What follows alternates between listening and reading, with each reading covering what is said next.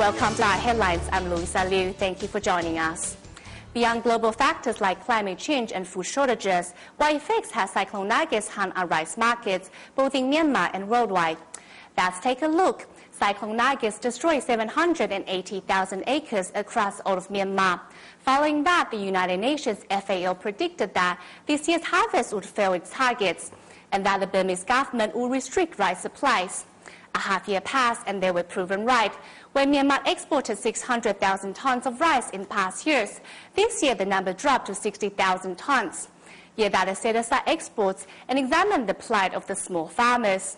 Calling a never-ending cycle of debt, these farmers are only concerned how to scratch together money for next year's supplies. Tzu Chi intervened, bringing rice seed and fertilizer to them, focusing the effort on Khao Tan and Kunyongong areas of Yangon province. This year, they managed a harvest of nearly 50,000 acres, thereby easing the pressures their families face by building their food stores and increasing yields by 30 to 50%.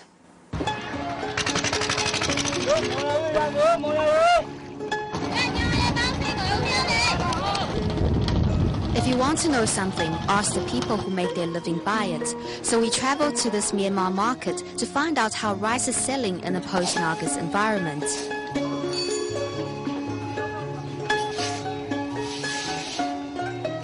Because the roof was blown away, all the rice got wet. We couldn't sell it, so we gave it all away. 30-year-old Om Myan Tan picks up a handful of yellow rice and explains that the rice is of such low quality that it's difficult to sell.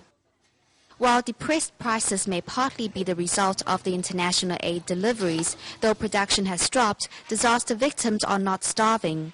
The rice merchants, however, are another story. It's not because of the price, but because a lot of non-governmental organizations have come to donate rice, so the market has shrunk. Business has slacked off by 70%. Om Myan Tan is working a small profit, large volume approach and is reluctant to see any rise in prices. However, Yangon's rice market is highly volatile. In the beginning, there was a period when rice was hotly bartered and the price showed a lot of fluctuation. Now, though, it's stabilized. Facing the price volatility of the post-Nargis environment, Myanmar's government exercised export restrictions to stabilize nationwide prices.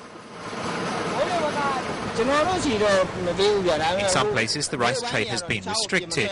Here, it wasn't. The main worry was food shortages. Tumien is a head miller for Watiki village near Khao Tan town. Though the cyclone ruined the equipment and grain that was stored there, today the restored machinery is working non-stop. I think this year Irrawaddy will have approximately a 98% harvest. I'm hoping that Yangon will surpass 100%. The UN's FAO is the chief watchdog of worldwide food production. For Myanmar, the areas most seriously damaged by the cyclone could be called its rice bowl. No, this is our project site. The neighboring countries also the direct beneficiaries from Myanmar food supply, but it is not possible now. Regional food security point of view, there is quite very serious matters. So that if not to reach such a food to neighboring countries, the neighboring countries have to procure it. As you recently the soaring food price. How heavy has the effect been? Look at Myanmar's rice export for this year. Compared to the last, they have dropped 90%. But these numbers say nothing of the small farmers, for whom the worry is not how much they can sell, but rather if they will have enough money to keep working. These communities were grateful to receive Tzu Chi's grain and fertilizer, and today we can see the results. In the process of distributing the fertilizer, you could see where they hadn't been fertilizing. They could get maybe 40 bushels an acre at the very most. But this time when we came, we heard the villagers say that this time from 1 acre they were getting at least 80 and sometimes even 100 bushels or so. But reviving idle farms is only one of Tzu Chi's goals. The surplus we can use to help Tzuji's disaster relief effort, send it off to, for example, recently we have begun to travel to North Korea or a few of the countries in Africa. So if we do it this way, we can help this country to direct the goodwill of these people so the entire world comes to know it. In light of the developing food crisis, Myanmar's natural bounties may play a crucial future role. Tzuji's long-term vision for Myanmar puts the leadership power of non-profit organizations behind a modernization of popular Buddhist ideas to rouse Myanmar's devout people to save a little more so that they may at some later day give back and use love as their starting points for building their links back to the greater world.